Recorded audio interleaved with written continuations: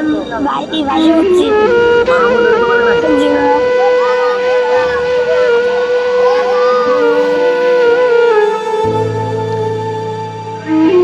আমি মায়ের কোলে বসেছিলাম। মা আমাকে জানালা দিয়ে বের করে দেয়। পরে আমি সাঁতার কেটে উপরে চলে আসি, কিন্তু আমার মাকে আর খুঁজে পাচ্ছি না। কাঁদতে কাঁদতে এমনটাই বলছিল পদ্মা নদীতে ডুবে যাওয়া বাস থেকে মায়ের কারণে বেঁচে ফেরা ৮ বছর বয়সী আলিফ। পদ্মার বুকে হঠাৎ উল্টে যাওয়া একটি বাস মুহূর্তে জীবন মৃত্যুর লড়াইয়ে ঠেলে দেয় নিরীহ যাত্রীদের। সেই মৃত্যুপথ থেকে ফিরে আসা আলিফের কণ্ঠে উঠে আসে শেষ দেখা এক মায়ের আত্মত্যাগ, যে নিজের জীবন বাজি রেখে সন্তানের প্রাণ বাঁচিয়েছে। আমার আম্মু অনেক চিপা পিছনকার মানুষের সামনে ফেলে পড়ছে।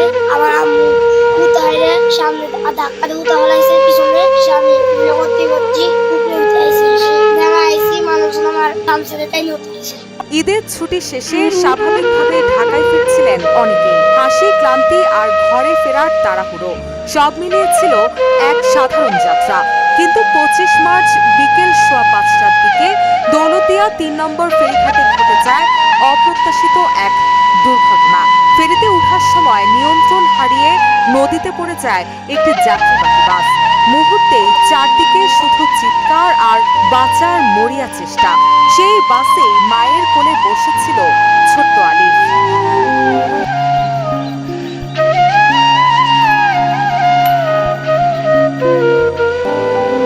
আলিফের নানি শাহেদা বেগম জানান, তার মেয়ে জ্যোৎস্না বেগম ঢাকার বাইপাল এলাকায় একটি তৈরি পোশাক কারখানায় চাকরি করতেন। তাদের বাড়ি রাজবাড়ী সদর উপজেলার মাছঘাটা এলাকায়। তিনি বলেন, জ্যোৎস্নাকে আমি বাসে তুলে দিয়েছিলাম। বাড়ি গিয়ে তার সঙ্গে ফোনে কথা বলছিলাম। তখন জ্যোৎস্না আমাকে বলে, আম্মা, বাস পদ্মায় পড়ে যাচ্ছে। এরপর আর কোনো কথা শুনি নাই। আমার মেয়েটা ফোনে কথা বলতে বলতে নদীর মধ্যে চলে গেল। এদিকে পুলিশ ও স্থানীয় সূত্রে জানা যায়, দুর্ঘটনার পর ১১ জন যাত্রী সাঁতরে নিরাপদে উঠে আসতে সক্ষম হন। শেষ খবর পাওয়া পর্যন্ত এখন পর্যন্ত বাস চালক সহ মোট ২৬ জনের মরদেহ উদ্ধার করা হয়েছে, যেখানে জ্যোৎস্নার লাশেরও সন্ধান পাওয়া যায়। চলছে এখনো নিখোঁজদের খোঁজ। প্রত্যক্ষদর্শীরা জানান, সৌহার্দ্য পরিবহনের বাসটি ফেরিতে ওঠার সময় নিয়ন্ত্রণ হারিয়ে নদীতে পড়ে যায়। তবে ওই বাসে মোট কতজন ছিলেন তা এখনো নিশ্চিতভাবে জানা যায়নি। News desk, Ittefaq.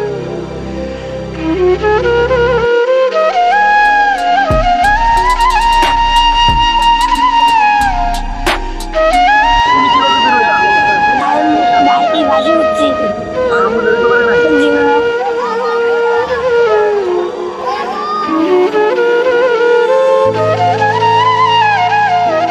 আমি মায়ের কোলে বসেছিলাম। মা আমাকে জানালা দিয়ে বের করে দেয়। পরে আমি সাঁতার কেটে উপরে চলে আসি, কিন্তু আমার মাকে আর খুঁজে পাচ্ছি না। কাঁদতে কাঁদতে এমনটাই বলছিল পদ্মা নদীতে ডুবে যাওয়া বাস থেকে মায়ের কারণে বেঁচে ফেরা ৮ বছর বয়সী আলিফ। পদ্মার বুকে হঠাৎ উল্টে যাওয়া একটি বাস মুহূর্তে জীবন মৃত্যুর লড়াইয়ে ঠেলে দেয় নিরীহ যাত্রীদের। সেই মৃত্যুপথ থেকে ফিরে আসা আলিফের কণ্ঠে উঠে আসে শেষ দেখা এক মায়ের আত্মত্যাগ, যে নিজের জীবন বাজি রেখে সন্তানের প্রাণ বাঁচিয়েছে। আমার আম্মু অনেক চিপা পিছনকার মানুষের সামনে ফেলে পড়ছে। আমার আম্মু উতাইরে সামনে ধাক্কা দিয়ে উতা হলাইছে, পিছনে সামনে করতে করছি উপরে উঠে আইছি। দেখা আইছি মানুষজন আমার সামনে তাই উঠেছে। ঈদের ছুটি শেষে স্বাভাবিকভাবেই ঢাকায় ফিরছিলেন অনেকেই। হাসি, ক্লান্তি আর ঘরে ফেরার তাড়াহুড়ো সব মিলিয়ে ছিল এক সাধারণ যাত্রা। কিন্তু ২৫ মার্চ বিকেল ৫:১৫টার দিকে দৌলতদিয়া ৩ নম্বর ফেরিঘাটে ঘটে যায় অপ্রত্যাশিত এক দুর্ঘটনা। ফেরিতে ওঠার সময় নিয়ন্ত্রণ হারিয়ে নদীতে পড়ে যায় একটি যাত্রীবাহী বাস। মুহূর্তেই চারদিকে শুধু চিৎকার আর বাঁচার মরিয়া চেষ্টা। সেই বাসে মায়ের কোলে বসেছিল ছোট্ট আলিফ।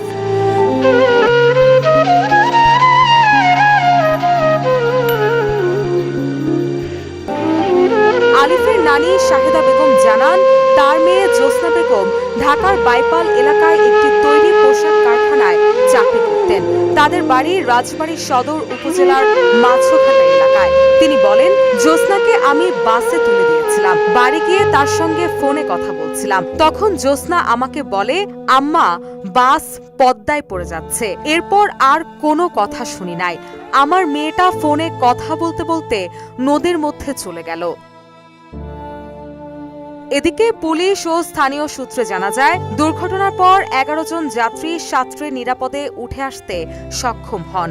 শেষ খবর পাওয়া পর্যন্ত এখন পর্যন্ত বাস চালক সহ মোট 26 জনের মরদেহ উদ্ধার করা হয়েছে, যেখানে জ্যোৎস্নার লাশেরও সন্ধান পাওয়া যায়।